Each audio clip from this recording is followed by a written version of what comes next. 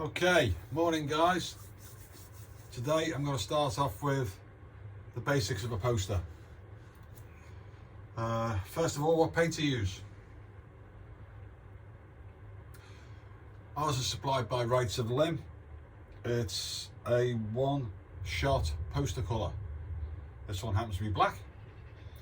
Now this poster paint you can mix with standard thinners if you want your job to dry really quickly, or white spirit, turpentine substitute. You can even mix it with petrol. We used to mix it with standard thinners years ago when we had loads of posters to do. We'd have sort of, I don't know, 100 A3s in a day. They'd be pre-printed around the edge and then we'd sign up, put the middles in. I wouldn't normally mix on here. I'd be mixing over there on the bench. Wouldn't be out of focus. Okay guys,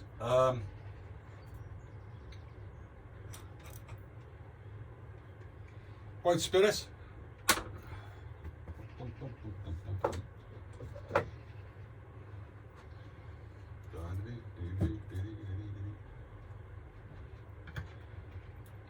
Consistency wise, it's entirely up to you.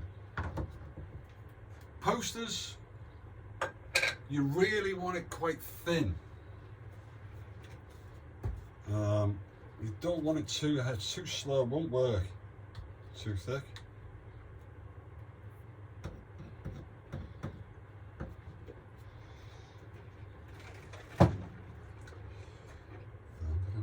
What I tend to do is pour it in the cap, just so I can regulate the amount that's going in properly.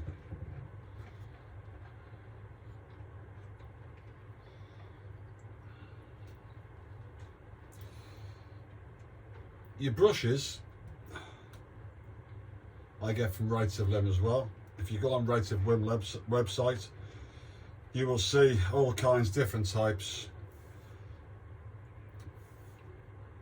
This is a brush I've got here I'm mixing with, is a number 8. It's of the 13200 series. It's a medium length bristle, pure sable. They're the ones I like. They've got a nice spring, not too springy. They hold the shape well. They've got a nice spring to them. And I'd say that's about right. It's thin, but it's got to be thin. So first of all, I'm just going to show you how literally, sounds silly, but how literally I use the brush.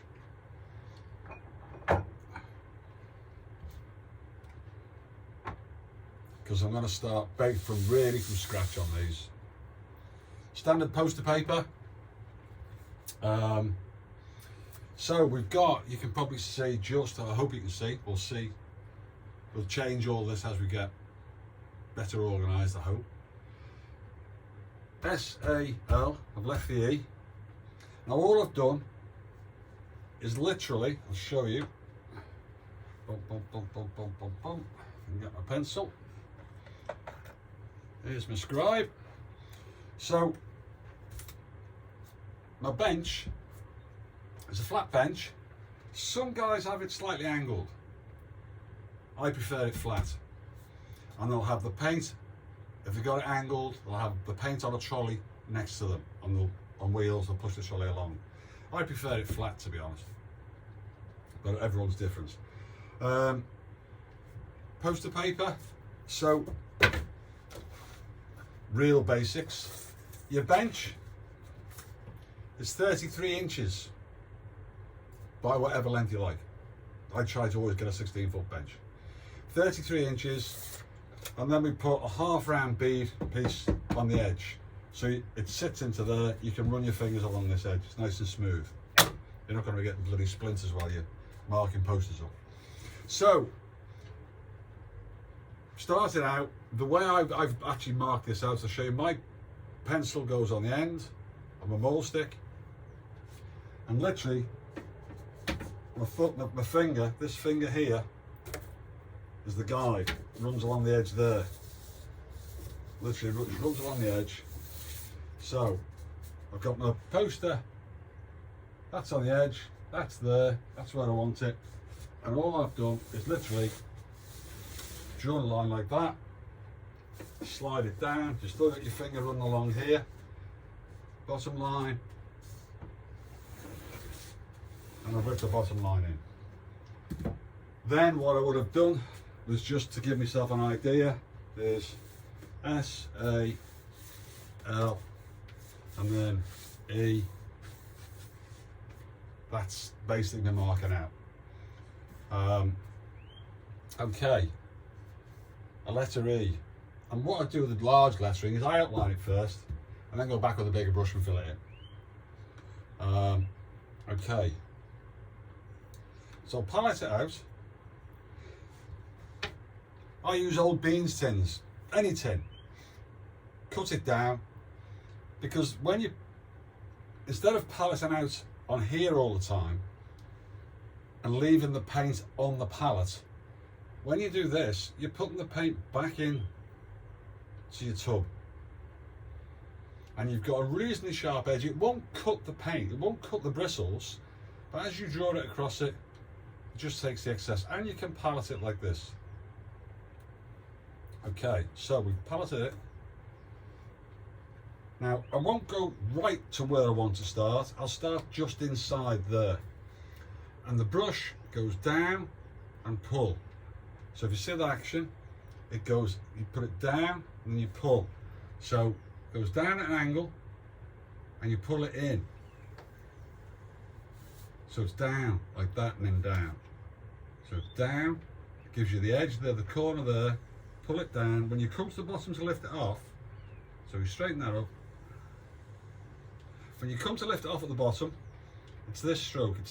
It's already on the paper. You come down and you lift it off as you come to the edge like that. So you twist the brush like that and you lift it off. Okay. So twist it off. So the same for the other stroke. The other stroke doesn't matter about this. It's in. Just goes in like that, away from the edge, press, you press your brush down. Once you're in, press it down, you go in. Bottom stroke is pretty much similar. If you push in, like so, then as you go in, press down. Here again, in. And to finish the edge, I won't use the mole stick, I'll show you. You push in, down, as you apply pressure, and as you come off, you twist the brush. So you get that point there. It will be the same for the top.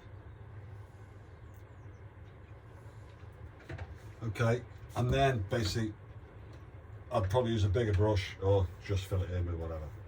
This brush I'm using here.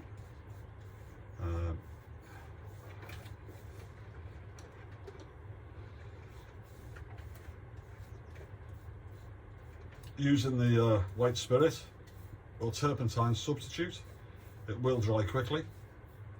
You need it to dry quickly, you want to get it off the bench onto the next one.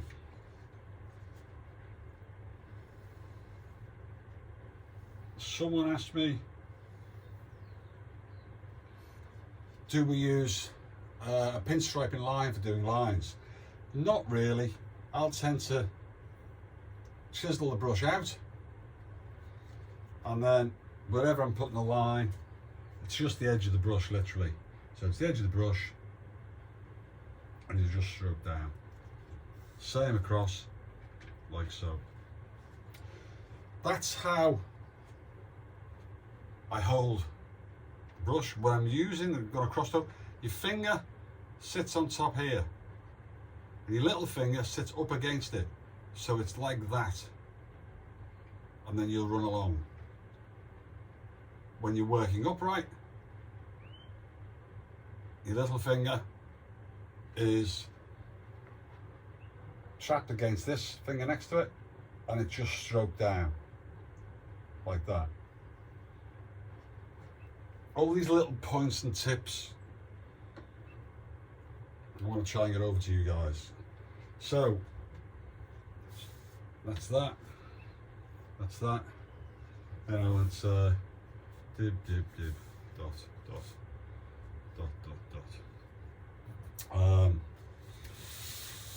These 1320 series medium length sables carry quite a bit of paint.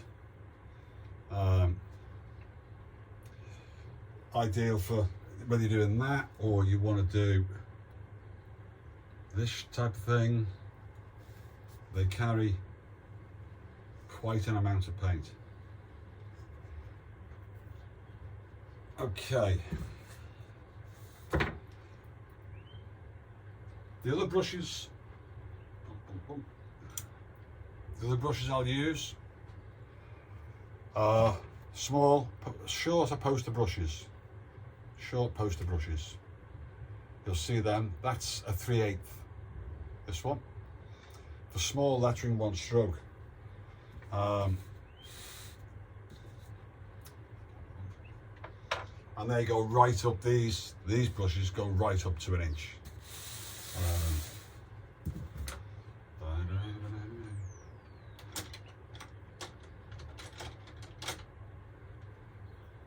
What's this one? I think that's a 3/4 inch. Great to use for 1 stroke lettering. I think what we'll do. Can